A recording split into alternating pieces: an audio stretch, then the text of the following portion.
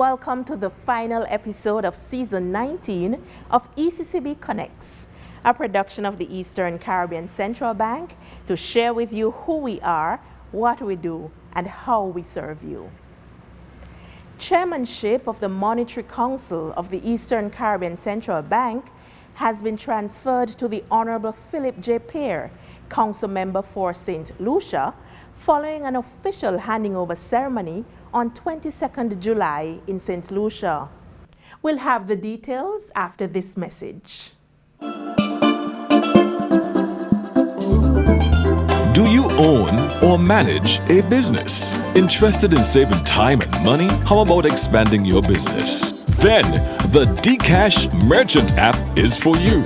Receive digital EC payments instantly from Dcash customers anywhere via your smart device. Create invoices and track transactions easily in the app and avoid the hassle of handling physical cash. Visit dcashec.com today for more information and to sign up. Dcash, the digital version of your EC dollar.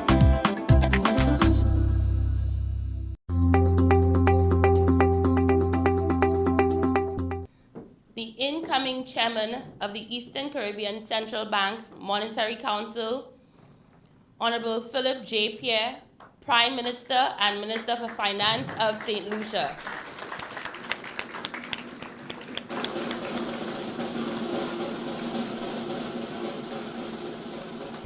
Prime Minister Pierre succeeds the outgoing chairman, the Honourable Joseph Easton Farrell, Council Member for Montserrat. The Monetary Council is the highest decision-making authority of the ECCB and comprises the 8 ministers for finance of the ECCB member governments.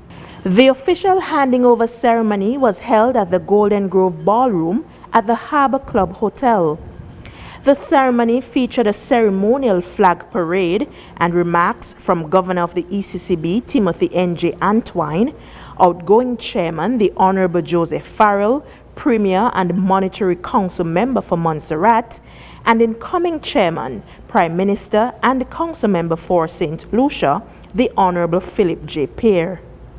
In his address, Governor Antwine thanked the outgoing chairman for his tenure during what he described as a difficult period. Governor Antwine said that with challenges come opportunities and urged the council members, citizens and institutions in the ECCU to embrace a sense of imagination, determination and collective action to continue to navigate these difficult times. Ladies and gentlemen, the pressure on all sectors and all social partners are real and mounting. Our current situation demands a coming together at all levels: households, communities, countries, nationally, regionally, and internationally. We've seen some things we've never seen in terms of inflation, for example. We have now to come together. Now is the time for our social partners, governments, labor unions, business, civil society, including our youth and our churches, to engage in meaningful dialogue about shared sacrifices to weather the current inflation storm. At this time, unilateral demands by partners, be they businesses or labor unions, are unhelpful and will simply make a bad situation worse. For example, the price of fuel at the pump in the ECCU ranges from $15 to $20 per gallon, with varying government subsidies to help manage the current price. In other words, it would be even higher were it not for these government interventions.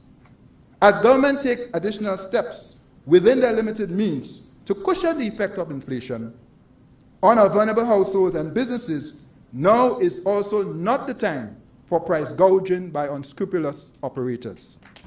Outgoing chairman Premier Farrell said one of the key accomplishments during his tenure was the continued stability of the EC dollar in the face of global economic challenges. He highlighted several other successes which were achieved during his chairmanship of the ECCB Monetary Council. In the past year, we began our climb out of the deep hole that the pandemic created in the Eastern Caribbean currency union economy, with a with a contraction of 17% in 2020. In 2021, we recorded a growth rate of 5.8%, and earlier this year projected further strengthening of growth in 2022 to 6.7% prior to the war in Ukraine.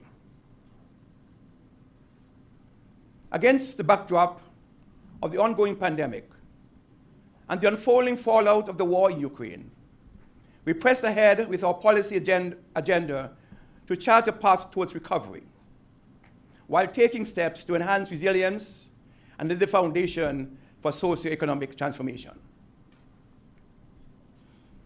I now present brief updates on the work program I outlined when I assumed the chairmanship of this August body.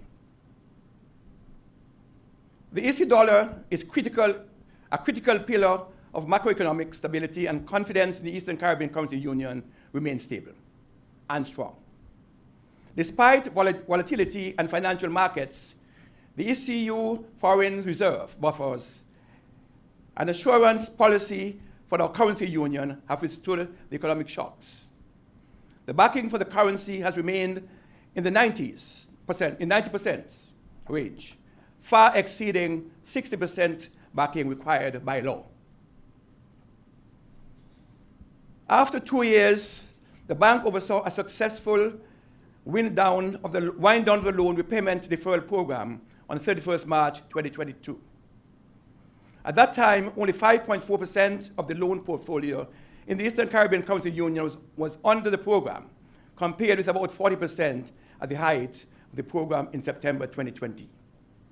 And for those of you who are not familiar with what is meant by the loan repayment, the bank took a decision, recognizing the difficulty that our clients were facing in the region and the hardship they were experiencing through the pandemic, to ask banks to give a moratorium to their lenders.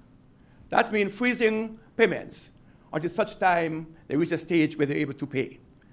Many of our clients took on the offer, and we are pleased today that having spent that time, they are now in a position to start repaying them.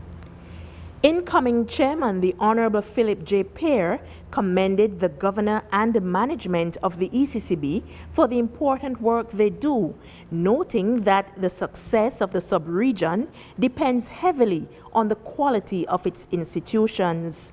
Prime Minister Pierre encouraged continued collaboration as he outlined the focus of his tenure for the next year.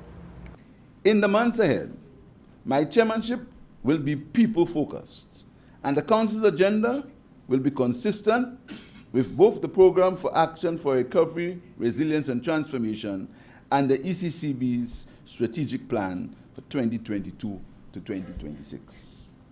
Our policy agenda will focus on 4 main areas. 1, tackling inflation. 2, resilient and inclusive growth. 3, financial stability and financial inclusion. And 4, payments modernization and digital transformation. All economies are experiencing record high inflation. As a consequence, our people, especially the most vulnerable, are hurting. I fully endorse the view of Governor Antoine that the current external shocks we are experiencing requires an all-of-society approach led by our governments. Within our limited fiscal spaces, governments of the sub-region are trying to cushion the effects of inflation on its people. And as a region, we must urgently and necessarily pursue alternative consumption, relying more on locally produced foods and less on expensive imported foods, some of which will remain in short supply if the war in Ukraine continues. My fellow council members, I remain committed in pursuing a regional growth target of 5% per annum. We'll continue working towards the realization of tourism by increasing its resilience and the resilience of the industry generally. A critical imperative for meeting this objective is addressing the vexing issue of regional transportation, particularly air transportation. It is too cumbersome and definitely too expensive to travel to neighboring islands. Also, at the top of our growth agenda will be the intensive promotion of food and nutrition security through trade practices, access to alternative markets, import substitution, and alternative consumption. Following the handing over ceremony, the Council convened for its 102nd meeting, where it received the ECCB Governor's Report on money, credit, and financial conditions in the Eastern Caribbean Currency Union. Following the meeting, the new chairman hosted a media conference where he presented the communique and responded to questions from the media in Saint Lucia.